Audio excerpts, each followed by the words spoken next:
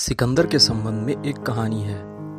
सिकंदर जब हिंदुस्तान आता था तो रास्ते में एक फकीर से मिल लिया था। एक फकीर था डायोजनीस, एक नंगा फकीर, गांव के किनारे पड़ा रहता था।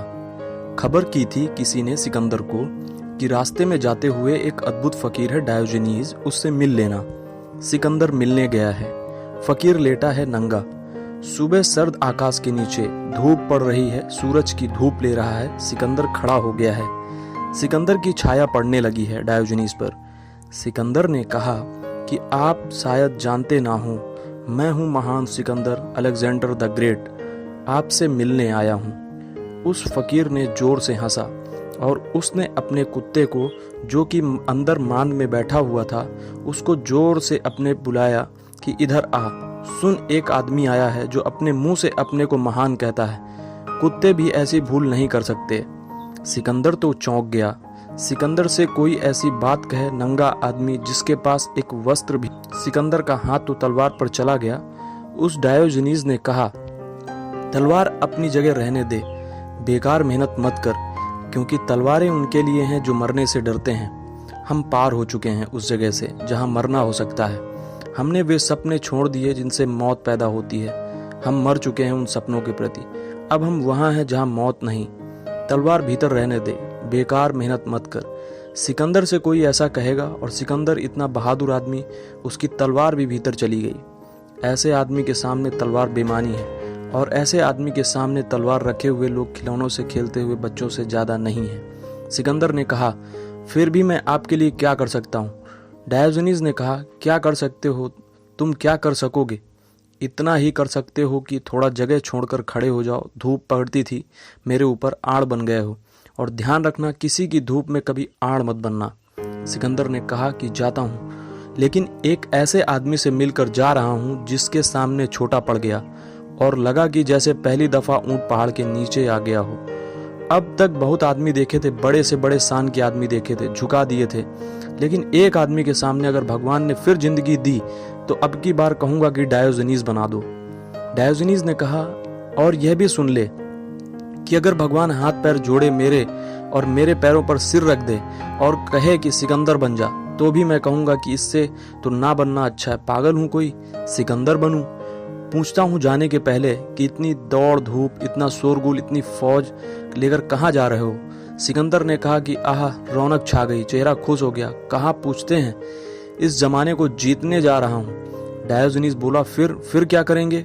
फिर हिंदुस्तान जीतूंगा, और फिर चीन जीतूंगा, और फिर सारी दुनिया जीतूंगा। और डायोजनीस ने पूछा, आखिरी सवाल, और फिर क्या करने के इरादे हैं? सिकंदर ने कहा, उतने दूर तक नहीं सोचा है, लेकिन आप पूछते हैं तो मैं सोचता हूँ कि फिर मैं आराम करूंगा। डायोजनीस कहने लगा, ओ कुत्ते, फिर वापस आ, ये कैसा पागल आदमी है? हम बिना दुनिया को जीते आराम कर रहे हैं, यह कहता है हम दुनिया जीतेंगे फिर आराम करेंगे। हमारा कुत्ता भी आराम कर रहा है, हम भी आराम कर रहे हैं। तुम्हारा दिमाग खराब है, आराम करना है ना आखिर में? सिकंदर ने कहा, आराम ही करना चाहते हैं। तो उन्होंने कहा, दुनिया कहाँ तुम्हें आराम को खराब कर रही है? आओ, हमारे झोपड़े में काफी जगह है, दो भी समा सकते हैं। गरीब का झोपड़ा हमेशा अमीर के महल से बड़ा है। अमीर के महल में एक ही मुश्किल से समा पाता है, और बड़ा महल चाहिए, और बड़ा महल चाहिए। एक ही नहीं समा पाता, वही नहीं समा पाता। गरीब के झोपड़े में बहुत समा सकते हैं। गरीब का झोपड़ा बहुत बड़ा है। वह फकीर कहने लगा, बहुत बड़ा है, दो बन जाएंगे, आराम से बन जाएंगे। तुम आ जाओ, कहाँ परेशान होते हो? सिकंदर ने कहा, तुम्हारा निमंत्रण मन को आकर्षित करता है। तुम्हारी हिम्मत, तुम्हारी शान, तुम्हारी बात जचती है मन को, लेकिन आधी यात्रा पर निकल चुका हूँ। आधी से कैसे वापस लौट आऊं? जल्दी जल्दी वापस आ जाऊंगा। डायोजनीस ने कहा, तुम्हारी मर्जी, लेकिन मैंने बहुत लोगों को यात्राओं पर जाते देखा, कोई वापस नहीं लौटता, और गलत यात्राओं से तो कभी कोई वापस नहीं लौटा है। और जब होश आ जाए तभी अगर वापस नहीं लौट सकते तो फिर मतलब यह हुआ कि होश नहीं आया है। एक आदमी कुएं में गिरने जा रहा हो, रास्ता गलत हो और आगे कुआं हो, उसे पता भी ना हो, कोई कहे कि अब मत जाओ, आगे कुआं है, वह कहे अब तो हम आधे आ चुके हैं, अब कैसे रुक सकते हैं, वह नहीं लौट आएगा तत्क्षण। एक आदमी सांप के पास जा रहा है और कोई कहे कि मत जाओ, अंधेरे में सांप बैठा हुआ आदमी कहे कि हम 10 कदम चल चुके हैं, अब हम पीछे कैसे लौट सकते हैं? और फिर वह डायोजनीस कहने लगा कि सिकंदर, सपने बड़े होते हैं, आदमी की जिंदगी छोटी होती है।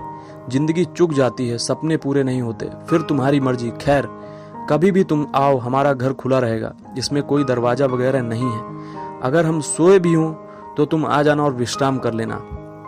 या अगर हमें ना भी पाओ, क्योंकि कोई भरोसा नहीं कल का। आज सुबह सूरज उगा है, कल ना भी उगे, हम ना हो तो भी झोपड़े पर हमारी कोई मालकियत नहीं है। तुम आ जाओ तो तुम ठहरना, झोपड़ा रहेगा। असल में जो लोग सपने देखते हैं, अगर वह सच देखने वाले आदमी के पास पहुंच जाएं तो बहुत कठिनाई होती है, क्योंकि दोनों की भाषाएं अलग हैं। अब सिकंदर लेकिन बेचैन हो गया।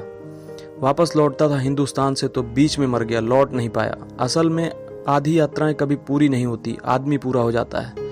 और सच तो यह है कि ना मालूम कितने कितने जन्मों से हमने आधी यात्राएं की हैं। हम पूरे होते गए हैं बार बार, और फिर उन्हीं अधूरे सपनों को फिर से शुरू कर देते हैं।